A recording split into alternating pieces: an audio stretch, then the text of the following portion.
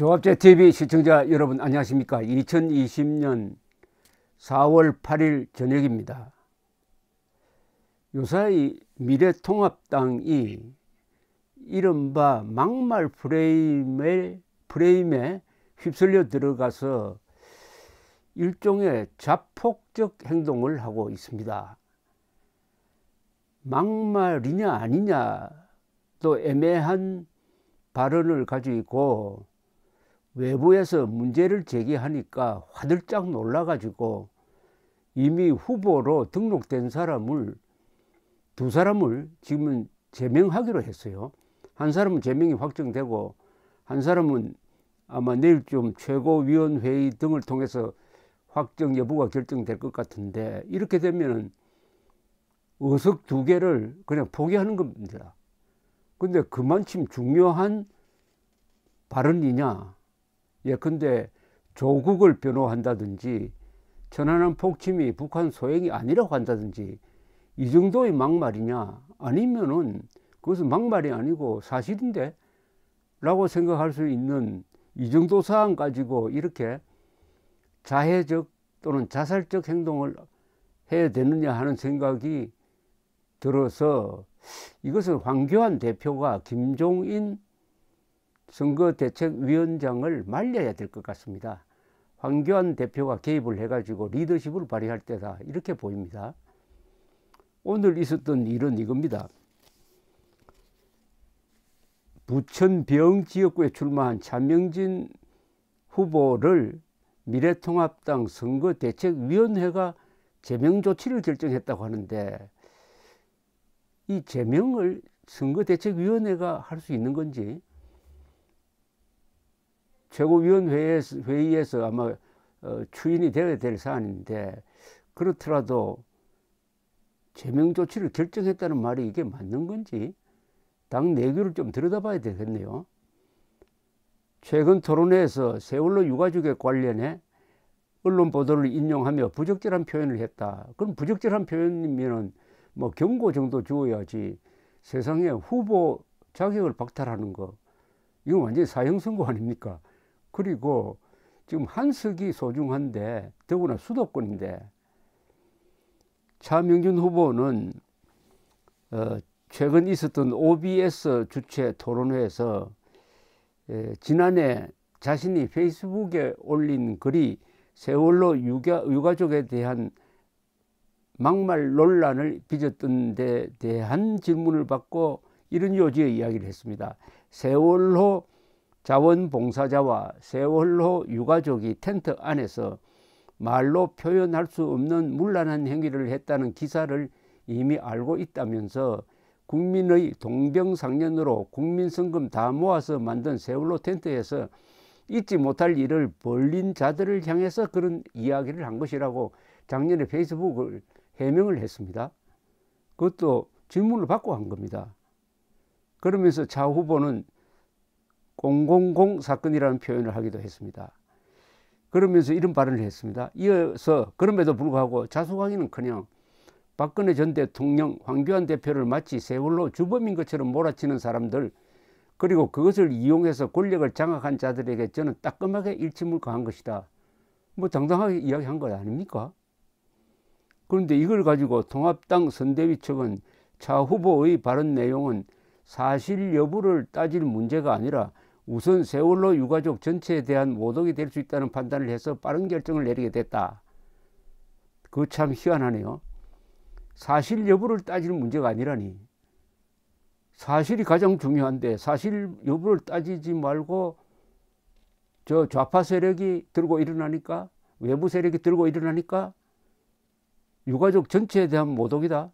아니, 유가족 전체에 대한 모독이 아니고 문제 있는 행동을 한 사람에 대한 모독은 될 수 있지만은, 여기 차명진 의원이 유가족 전체에 대한 모독을 했다고?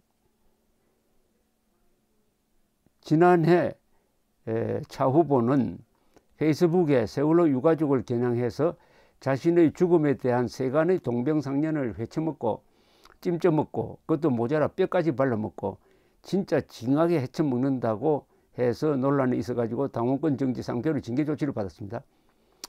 자, 김종인 총괄선대위원장은 오늘 공직 후보자 입에서 나왔다고 믿을 수 없는 말로 예정된 방송 이전에 제명을 조치하라고 당에 지시했다면서 정권 당에 지시했다고요? 총괄선대위원장이 당에 지시를 합니까? 당대표는 지금 어디가 있습니까? 정권 심판의 국민 여망을 담아내기 위해 전국에서 노력하고 있는 통합정 후보자들에게 큰 분노를 안긴 개탄스러운 발언이다 라고 했습니다.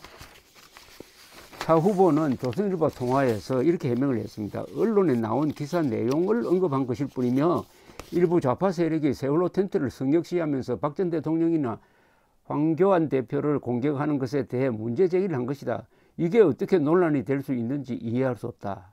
이렇게 해명을 했습니다.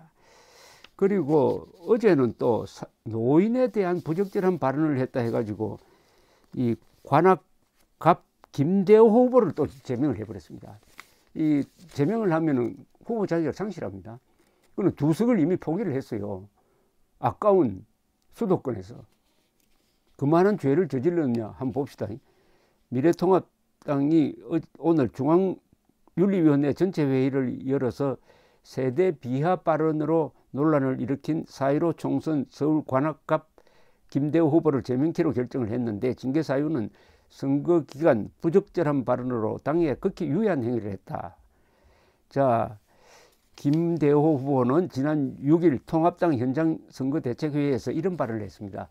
30대와 40대는 무죄하다는 취지를 한 다음에 7일에는 관악갑 총선 후보자 토론회에서 토론회입니다. 이 토론회에서 한 발언을 가지고 문제 삼는 것은 문제가 있습니다. 토론이란 것은 언론의 자유를 다 전폭적으로 허용한 다음에 서로 하고 싶은 이야기를 하는 거예요. 토론회에서는 다소 과격한 이야기를 해도 토론이란 그 성격상 허용되어야 하는데 토론회에서 장애인들은 다양하다. 나이가 들면 다 장애인이 된다. 라고 해 노인 폄하 논란이 일었다. 이것은 나이가 들면은 다 몸도 좋지 않고 어디 고장이 나고 해가지고 다 장애인적 요소가 있다. 이런 이야기지. 노인이 다 장애인이라고 이렇게 폄하한 건 아니잖아요. 근데 이걸 또 꼬투리를 잡으니까 지레 겁을 먹고 또 보통 징계도 아니고 후보 취소라는 것은 제 기억으로는 우리나라 정치사에 극히 드문 일입니다. 김 후보가 문제의 발언을 한 지 하루 만에 당 지도부가 제명 결정을 내린 것은 이 발언이 총선 전체 판세에 미칠 영향을 우려했기 때문으로 보인다고 했는데 김종인 씨는 윤리위 의결 전에 기자회견을 갖고 정치인에게 가장 중요한 게 말이다. 그것이 다른 후보에게 어떤 영향을 미친다는 것을 본인이 아는지 모르겠지만 불가피하게 단호하게 처벌하지 않을 수 없었다. 김대호 후보도 기자회견을 열고 재심 청구를 할 것이다. 필요하면 가처분 신청도 할 수 있다. 총선을 완주하겠다. 나이가 들어 장애를 갖게 되는 게 모멸감을 갖게 된다는 말을 한 게 어떻게 모멸감을 불러일으키는 말이 되는가라고 반문을 했다고 합니다. 저도 동감인데요. 이 정도 가지고 뭐 주의 정도는 줄 수 있겠지만은 제명이라는 것은 국회의원에 대한 모독이고 지금 미래통합당이 그럴 만한 여유가 없잖아요. 일종의 자폭 행위인데 이렇게 되면 어떤 사태가 예견되느냐. 그러면은 좌파들은 아이고 참 살신 성인의 결단을 내렸다 해가지고 높게 평가할까요? 천만의 말씀입니다. 계속 통합당 측이 또는 미래한국당 측 후보가 하는 말을 가져가서 거두절미하고 무죄되는 말만 딱 집어가지고 너도 막말 해가지고 물러나라. 신원식 전 합참차장이 지금 미래한국당의 비례 8번인데 이분이 지난해 10월 26일 박정희 대통령 서거 40주년 추도사를 하면서 박정희 대통령은 천사와 같은 사람이었다 라고 한 걸 가지고 박정희 대통령을 미화했다. 그러니까 후보직 사퇴하라고 지금 더불어민주당 선거위원회 대변인이 이야기를 하고 있습니다. 그게 바로 막말이죠. 그러면 오히려 미래통합당은 언론 자유를 제약하고 전체주의적 발언을 하는 누구는 물러나라라고 해야 되는 게 맞는 게 아닙니까? 자, 이러면은요, 손들어야 됩니다. 미래통합당 손들어야 돼요. 이렇게 막말 시비에 무력하게 무릎을 꿇기 시작하면은, 언론, 이게 선거라는 게 야당이 정권을 공격하는 거 아닙니까? 정권 공격하려면 자연히 격한 말을 하게 되죠. 야당이 무슨 권력이 있습니까? 가지고 있는 거는 입밖에 없습니다. 입이 거칠어야 돼요. 진실을 말하는 것은 항상 거칠 때가 있어요. 문재인 정권을 상대로 고운 말 가지고 됩니까?